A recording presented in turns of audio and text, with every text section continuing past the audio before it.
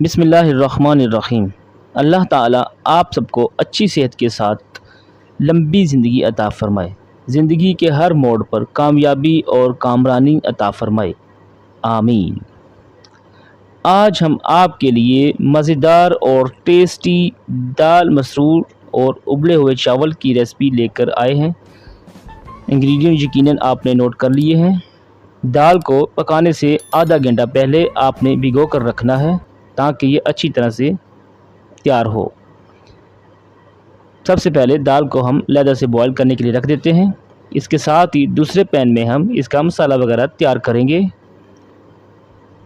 एक पैन में ऑयल डालकर उसमें प्याज काट कर उसको ब्राउन होने के लिए रख दें। इसके बाद इसमें लहसुन का पेस्ट ऐड करना है। हमारी आपसे रिक्वेस्ट है कि आप हमारे चैनल को लाइक और सब्सक्राइब करें। अब हम इसमें अदरक का पेस्ट और सब्ज़ मिर्च ऐड कर रहे हैं।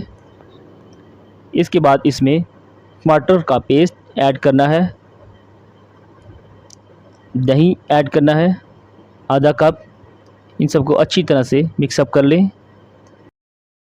अब इसमें तमाम मसाला जात ऐड करने हैं जिनकी फ़हरिस्त हमने आपको दे दी है, आपने यकीनन नोट कर ली होगी। मसाला हमारा रेडी हो चुका है।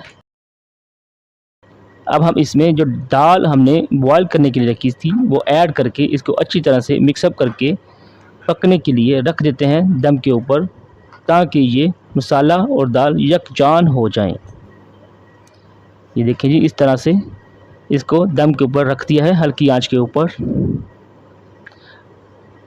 अब हम चावल बॉईल करेंगे। चावल को भी बॉईल करने के लिए आपने आधा घंटा पहले भिगो कर रखना है। इसको आपने खुले बर्तन में बॉईल करना है ताकि ये अच्छी तरह से खुल जाएं, और एक कनी के ऊपर इनको उतार कर इनका पानी अलहदा कर लेना है और इसमें घी ऐड करके इसको दम के ऊपर रख देना है ताकि ये अच्छी तरह से पककर तैयार हो जाएं। हमारी आपसे रिक्वेस्ट है कि अगर आपने हमारे चैनल को सब्सक्राइब नहीं किया तो इसको सब्सक्राइब कर दें और बेल आइकॉन प्रेस कर दें।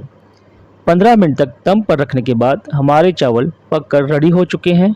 माशाल्लाह जी, बहुत ही अच्छी खुशबू आ रही है। अल्हम्दुलिल्लाह, बहुत ही अच्छी डिश तैयार हुई है। हमारे दाल चावल रेडी हैं। आप भी इसको घर पर ज़रूर ट्राई कीजिएगा। दुआओं में याद रखिएगा। वीडियो वॉच करने का शुक्रिया। अल्लाह हाफ़िज़।